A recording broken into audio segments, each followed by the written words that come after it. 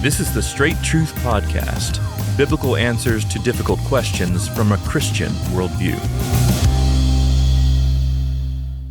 All right, Pastor, this next question actually comes in from a listener, and they ask, how do you balance extracurricular things like sports, hunting, dance, and involvement in serving the church? So what do you tell a church member who's gone maybe much of the spring and summer, driving their kids to baseball tournaments or dance recitals or what have you?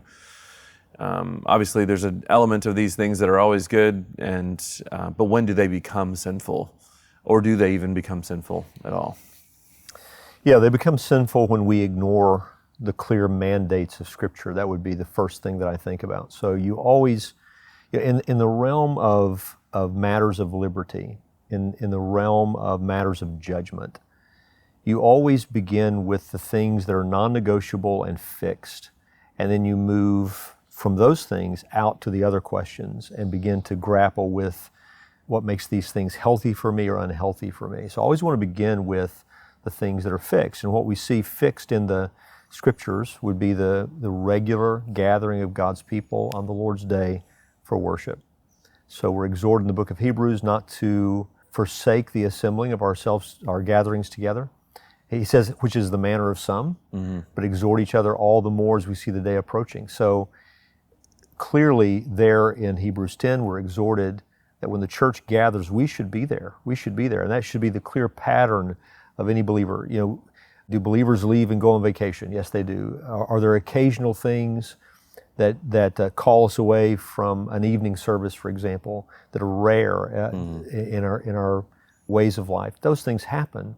But the clear pattern of our life should be faithfulness to the Lord's church whenever it gathers. So, and that even comes into play when it comes to the decision you make as to joining a church. You know, if you join a church that gathers 3 times a week, you ought to be faithful to those gatherings 3 times a week. If your church gathers twice a week, you got to be faithful to those gatherings twice a week. Be faithful to the congregation you belong to when it comes to its worship, its corporate worship gatherings.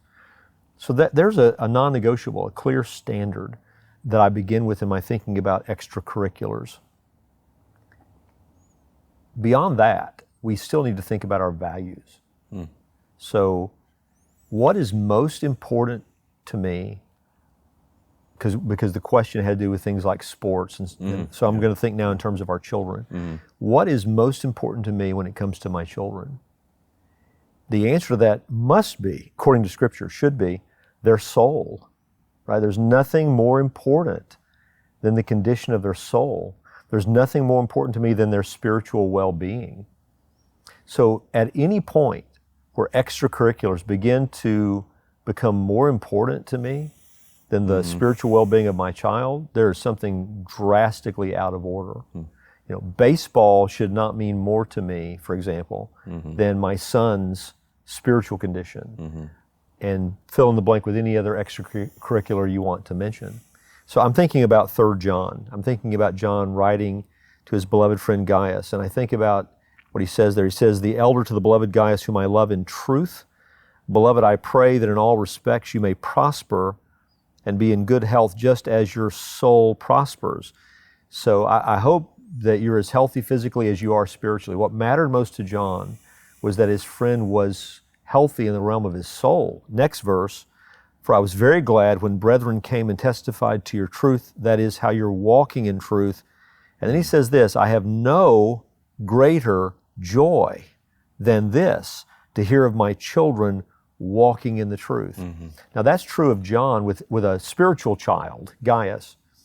That should be true of us as parents when we think about our children, that there's no greater joy that I know as a father, for example, than when I know my children are walking in the truth. So when I think about all these extracurriculars, I need to ask, am I violating the non-negotiables? That's step 1. Am I missing worship gatherings on behalf of this extracurricular? That's a problem. But even if I can say, no, we're there for the gathering of the Lord's church, there's this additional question. Are we pursuing this in a way that is becoming unhealthy for my child spiritually? And if we are, you know, he has no time, we have virtually no time for family devotions. He has no time just to spend friendship time with his Christian friends. We don't have time for family, maybe even extended family like we want to, grandparents, all the rest, because we're always constantly busy with all these activities. Is this encroaching upon what makes for spiritual health in the life of my child? If so, then that's a problem, even if I'm faithful to all the gatherings of the church. That's so hard. That's such a hard place to get to, though. Like what you just described. Yeah. I feel like I have rarely seen someone come to a sort of a self-actualization of that particular problem. It's always somebody else telling them that. It's their wife telling them that, or somebody in the church, a pastor who has concern, saying, listen, this is unhealthy for you. That's spot on, Josh. Yeah, and why is that? Why do we think that this is usually something that has to be pointed out by someone else? Mm-hmm.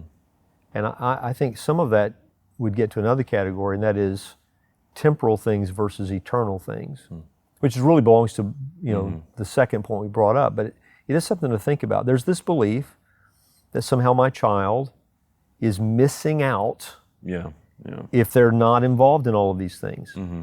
And almost always, when you talk about sports, the belief that somehow they're going to achieve something through this that they otherwise will not achieve. All right. So what are we trying to achieve? Is it a starting spot on the high school team? Mm-hmm. Is it a scholarship at the college level? Is it, even though it's extremely rare, maybe they'll play professional football or professional basketball or professional baseball? If you talk about other things like gymnastics, is there some sort of Olympic aspiration? Mm-hmm.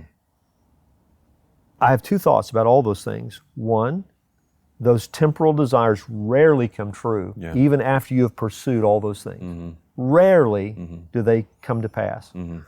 But second, even if you get those things, you get the high school starting spot, you get the college scholarship, even if you end up in the professional ranks, if your child has suffered spiritually as a result of that pursuit, as a true believer, you will be tragically saddened and disappointed by the ultimate outcome of that. Yeah.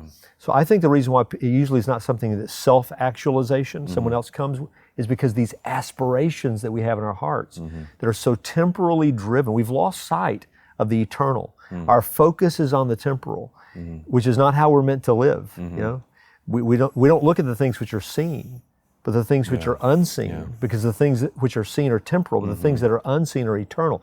Can we fix our eyes on the eternal? I'll never forget, years ago, out on a flag football field, having fun with church members, playing flag football. My youngest son at the time is there by my side. He may have been 9 years old, 10 years old. And there's this guy dominating on the flag football field. He's faster than everyone else. He's more elusive than everyone else.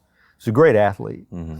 And I remember taking it as a teaching opportunity. I said to my son, do you see that guy? He said, yeah. I said, do you know he was a Division I sprinter at Northwestern? Wow. And I said to my son, what's he doing right now? And he said, he's playing flag football with us. I said, yeah. And you need to remember that. We all end up at the same place. Even if you go on to be a professional, one day your career's over. Yeah, now we all end up in the same place. And if you have invested in the temporal and ignored the eternal, you will be impoverished for it. And so if we as parents can remember that what matters is what is going to last for forever, now we can put these extracurriculars in their proper place. And if you end up achieving something and you did it the right way, there can be joy in that. Sure, absolutely. But if you end up achieving something and you did it the wrong way, there will be a great sense of sadness and loss. Thanks again for joining us for this episode of the Straight Truth Podcast. Now, Straight Truth is listener supported. So if you'd like to find out ways how you can help us to continue to produce this podcast, you can go to our website and find out ways to do that, straighttruth.net.